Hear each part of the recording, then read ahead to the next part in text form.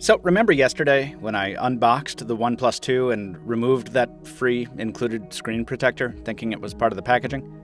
Yeah, I'm kind of a noob to OnePlus phones. But judging from the comments, so are many of you. And that's awesome, because it means we can all learn something together. I'm Michael Fisher with Pocketnow, and these are a few of your OnePlus 2 questions answered.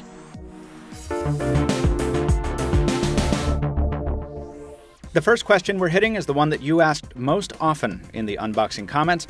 How does dual SIM management work on the OnePlus 2? And it's actually pretty straightforward.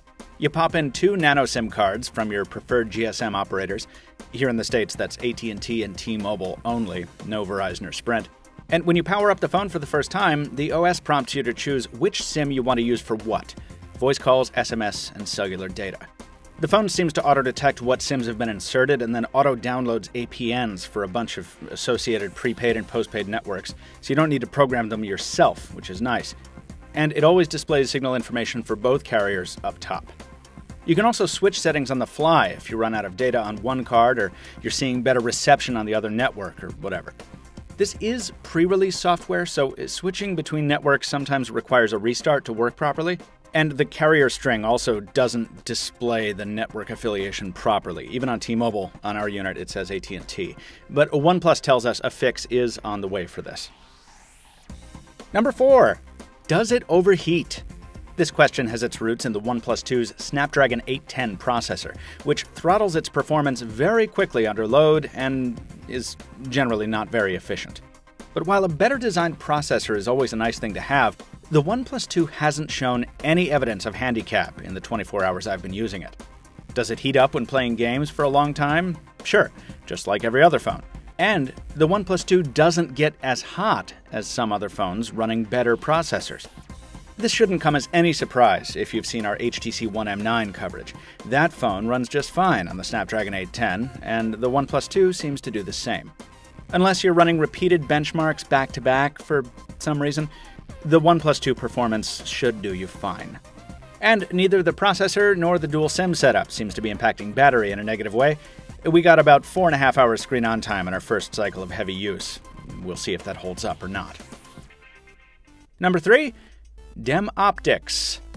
The OnePlus 2 uses an OmniVision OV13860 sensor for its main camera, and the viewfinder heavily resembles the Google Camera app with its swipe-in controls from the left. You've also got HDR and beauty modes, along with OnePlus's Clear image, which stitches 10 individual photos together into a higher resolution shot.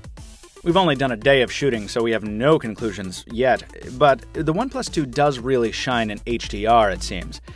It doesn't just brighten up the shadows, it seems to amp up the saturation and maybe the temperature too, for a warmer shot. I'm only seeing a slight improvement in the clear image photos though, and my first impression of night shots is that they're average. Maybe a little above average, but getting focus is tougher, which makes for a longer pocket-to-picture delay. Speaking of, you can program a double tap on any of the hardware keys to launch the camera, but near as I can tell, it won't do it when the phone is locked. And the on-screen gesture of drawing a circle is clever, but also cumbersome. Number 2. There's a big sliding switch on the side of this phone to change the alert mode. How useful is it, really? Well, I've never been the biggest fan of Lollipop's notification settings. They make sense, but I don't use the priority mode ever, and it's been kind of cumbersome to set the notification level in software. The switch solves one of those problems. You want to silence your OnePlus 2? All you have to do is slide it all the way to the top, and whether the screen's on or off, your phone is muted. I remember this feature from Palm Trios from over a decade ago, so it's surprising it's taken Android this long to catch up. I kind of wish the switch was reversed. It's kind of counterintuitive to flip it up for silent and down for loud, but that's a minor complaint. I'm really glad it's here, and I hope other manufacturers follow suit soon. By the way, if you have an Android Wear watch and you want to override the switch selection without taking your phone out, yes, you can still do that. Finally, how's life on Oxygen OS? Well, people who are currently on CyanogenMod probably won't dig it, as Oxygen OS doesn't carry over a lot of the cool features that make CM so useful. As a newcomer to this build of Android, I really like the added attention to customizability. In some ways, it's like a preview build of Android M, with enhanced control of app permissions and the system-wide dark theme available out of the box. You can also customize the accent color of the OS and control what the notification LED does. Unfortunately, there's no way I can find to trigger the notification tray with one of those buttons, but you can use them to jump into the shelf. By default, it just shows shortcuts to recently used apps and frequent contacts. Not so helpful. Poke around a little, though, and you can modify it with pretty much any widget you want. They're smaller on the shelf, and not all of them fit well, but if you want a vertically scrolling array of widgets, hey, here you go. Going into the review period, I do have a few concerns regarding what I've seen on the OnePlus 2 so far. The fingerprint scanner is really quick when it works. And when it doesn't work, I'm not saying it doesn't recognize my fingerprint. It just buzzes and does nothing. And fingerprints aside, sometimes the button itself doesn't do anything at all, whether it's waking up the phone or closing an app. I've reported this to OnePlus and I'm waiting to hear back.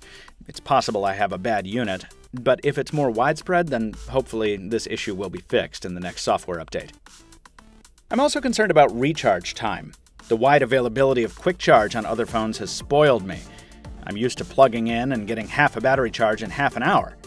The OnePlus 2 doesn't top up as fast, and while the reversibility of the Type-C USB cable is handy, not being able to use any other USB cables to charge this phone is not. Remember, it's only been a day, folks, and we're still a ways away from the first OnePlus 2 shipments hitting customers in the US. Stay tuned for our future features and full review, keeping in mind that we're working with pre-release software here. All of this is subject to change at a moment's notice. Keep the questions pouring in, folks. Make sure you're subscribed and hit that thumbs up button if you enjoyed this early impressions video. We're at Pocketnow on all the major social media feeds, Pocketnow.com as well, and as always, I am Captain Two Phones on Twitter. Till next time, thanks for watching, and have a good one. Plus, see you next time.